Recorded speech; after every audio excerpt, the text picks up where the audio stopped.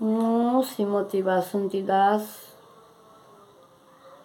କବି ପ୍ରକୃତି ବନ୍ଧୁ କବି ଗୌରବ ଶ୍ରୀମତୀ ବାସନ୍ତୀ ଦାସ ଭରତପୁର ପଞ୍ଚାୟତ ଅଫିସରେ ଆଜି ବିଶ୍ୱ ସାହିତ୍ୟ ସମ୍ମିଳନୀରେ ଯୋଗ ଦେଇଥିବାରୁ ମୁଁ ସମସ୍ତଙ୍କୁ ଅଭିନନ୍ଦନ ଜଣାଉଛି।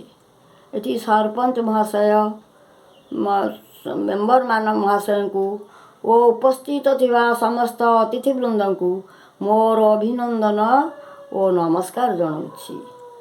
ଏଠି ଉପସ୍ଥିତ ଥିବା ଛାତ୍ରଛାତ୍ରୀଗଣ ଓ କବି କବୟିତ୍ରୀ ସମସ୍ତଙ୍କୁ ମୁଁ ଆନ୍ତରିକତା ଧନ୍ୟବାଦ ନମସ୍କାର ଜଣାଇ ମୋତେ ଆଜି ଏଠିକି ଅତିଥି କରି ଡାକିଥିବାରୁ ମୁଁ ସମସ୍ତଙ୍କୁ ଧନ୍ୟବାଦ ଜଣାଇ ମୋର ଏଇ କବିତାଟି ପାଠ କରୁଛି।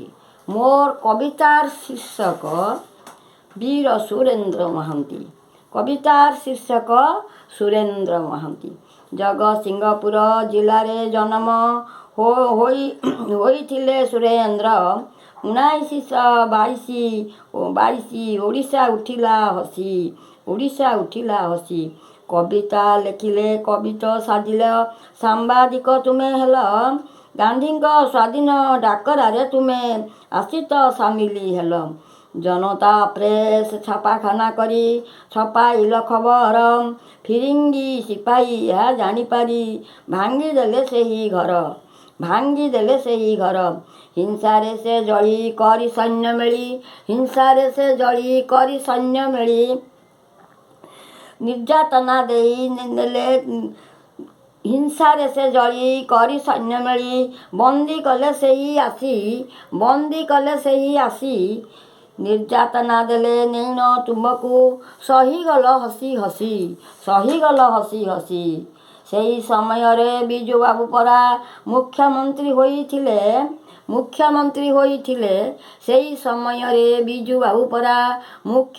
ହୋଇଥିଲେ।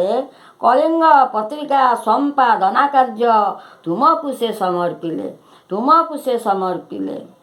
କବିତ ସାଜିଲ ନାଟକ ଲେଖିଲ ଲଣ୍ଠନ ଆଲୁଅ ଜାଳି।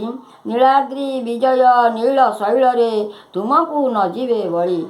ବାଣୀ ଭଣ୍ଡାରକୁ କରିଛ ସମୃଦ୍ଧି। ମିଷ୍ଟ ଭାଷ ପୁଣି ଜନତା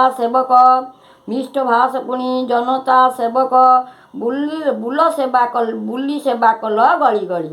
ପାରଳା ରାଜାଙ୍କ ସମୟରେ ଦେଶ ହୋଇଲା ପରା ସ୍ୱାଧୀନ। ବିଧାୟକ ହୋଇ ବିଜୁ ବାବୁ ପାଇଁ କଲ ଓଡ଼ିଶାର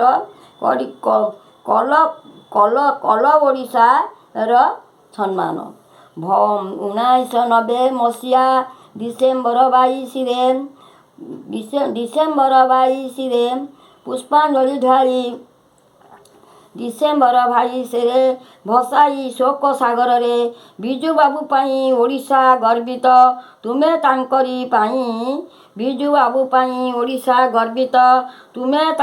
ପାଇଁ ପାରାଦୀପ ଶୁଭ ଦେଇ ବିଜୁବାବୁ ହେଲେ ଓଡ଼ିଶାର ଅମର ସେହି। ପାରାଦୀପ ଶୁଭ ଦେଇ ବିଜୁବାବୁ ହେଲେ ଓଡ଼ିଶାରେ ଅମର ସେହି। ଧନ୍ୟବାଦ। ବନ୍ଦେ ଉତ୍କଳ।